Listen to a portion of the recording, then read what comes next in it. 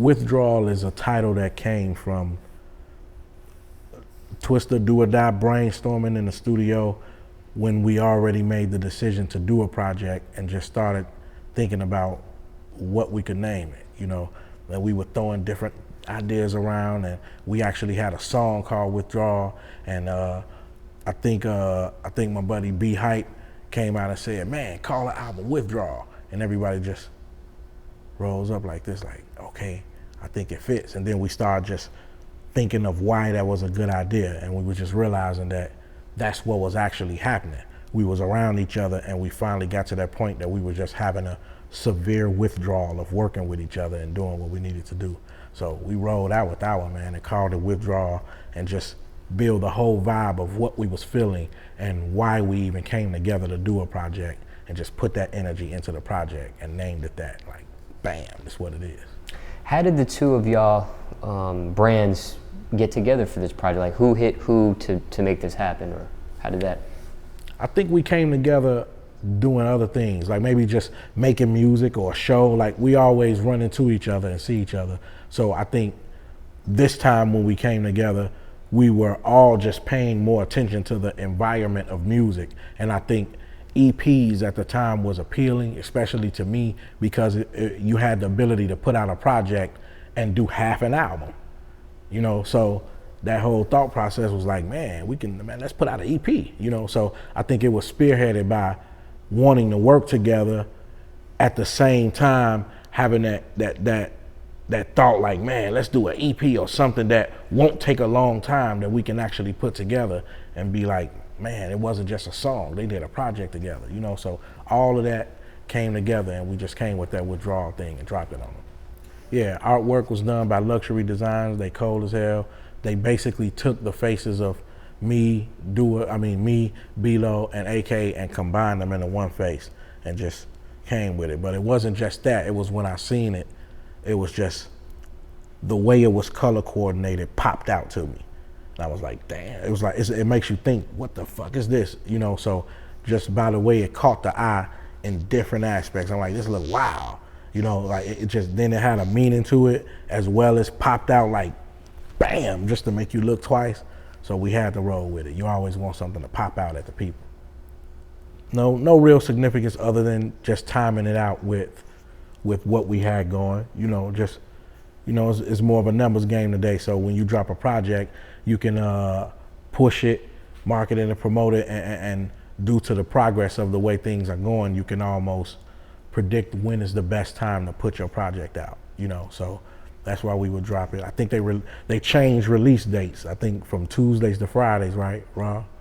Yeah, so now, you know, you're gonna see stuff coming out on Fridays, and that's really gonna be the biggest significance of it, you know, for me.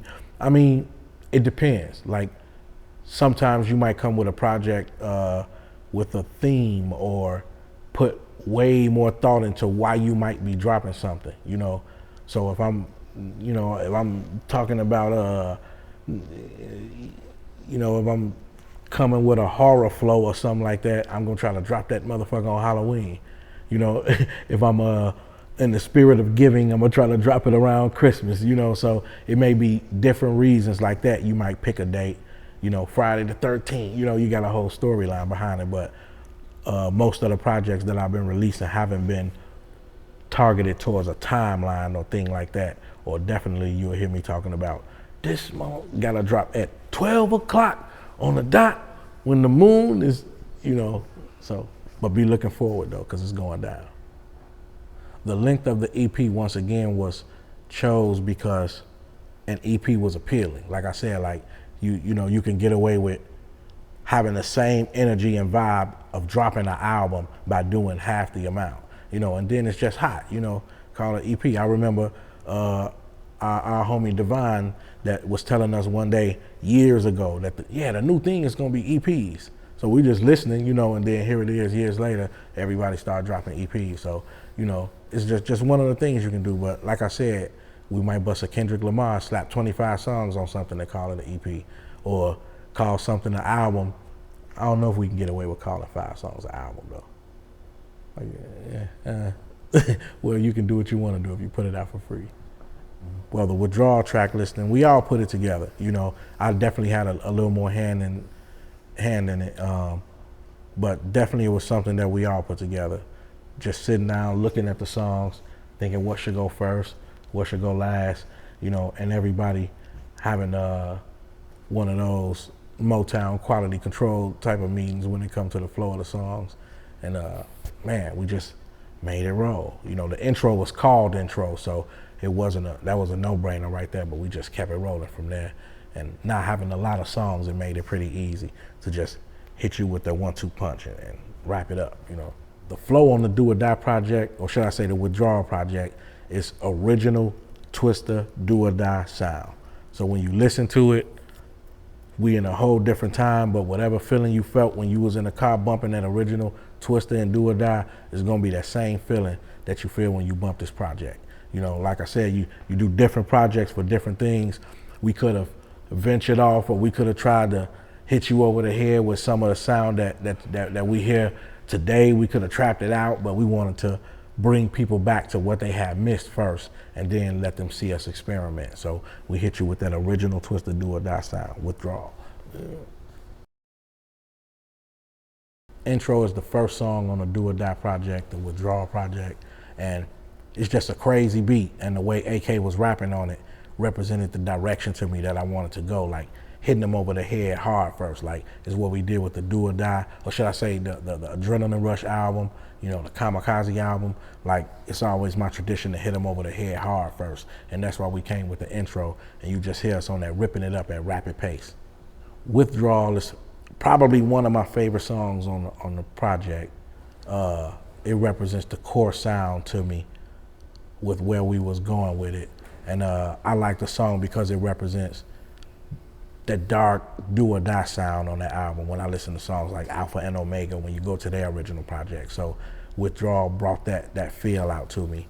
And you know, I like the hook because AK just kind of came up with it. You know, we last minute almost needed a vibe for it, and he just went into something with it, and you would almost think that it was spearheaded by the hook. So just the way we came up with that song and the order we did it and the way our flows sound on the song was something very special to me, and that's why Withdrawal is like my favorite track on there. Aquafina, that's that lead joint off the project.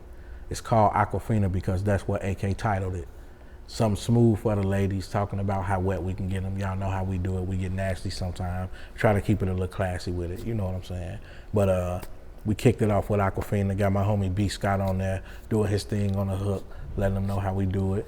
And we think that it was a good representation of one of those smooth, feminine joints that Twista and Do or Die be doing. And we dropped it and let it spearhead the project because we wanted to come with that original sound. And man, thanks to everybody who showed love for that Aquafina joint and represented video, everything. Much love. Run that.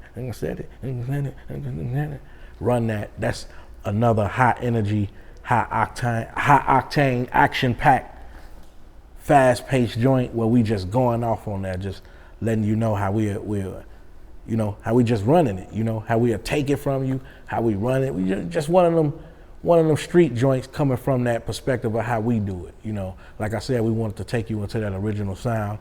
It was produced by my homie P Flaws. He definitely came with that sound from listening to what we do and giving us what we needed. So Run That is a joint that's real special to me on a project. Like I said, it's high octane, action packed, and fast paced. Listen to it. We going off on that motherfucker. You dig? Long Way, one of them smooth joints, man. Like I said, we make joints for the ladies, and we want to let the ladies know that we mess with them the long way, you know. Just a term that people use sometimes, you know, I fucks with you the long way, you know. And we got in the studio and put something together, you know, had my homie B Scott do what he did and let him know on the hook how we put it down the way we supposed to. And when you listen to it, the ladies should definitely feel appreciated when they listen to it and be like, oh man, I ain't even know they thought like that or had that much appreciation or paid that type of attention to what women do, you know. So when you listen to it, you definitely gonna feel appreciated. And ladies, we fucks with y'all the long way. Know that. M.i.a, M.i.a. That joint right there, I mean, right now we definitely wanna not be getting it cracking out here with all of this crazy stuff, but when it comes to the music, we just want to turn up to the music and still make it as hard as we can make it. So with that being said, m.i.a. is talking about people who love to kick shit off, but then be m.i.a. when the action jump off, you know? And it's us just speaking on it, letting them know, like, man, that's tripped out how y'all come in here and you kick it off, your man say all this and do all this, but then when this come out and that come out and them real ones come out, yeah, where they go, what, you know? So it's just, you know, speaking on the truth of, you know, the mouth of a coward. You know, m.i.a. could have easily been titled The Mouth of a Coward. You know, so just listen to it and check it out, and keep those type of people out your crew. Keep those characters away from around you, because they're gonna get you fucked up. Be careful. One interesting fact that fans probably don't know about the Withdrawal project is that it was the first of its kind when it comes to a Twista Do or Die project since the late 90s, baby. We hadn't did a project together since we first got out, and it's been a long time coming, better late than never, and we are proud of the project, and we hope to bring you many more for the ones that you missed.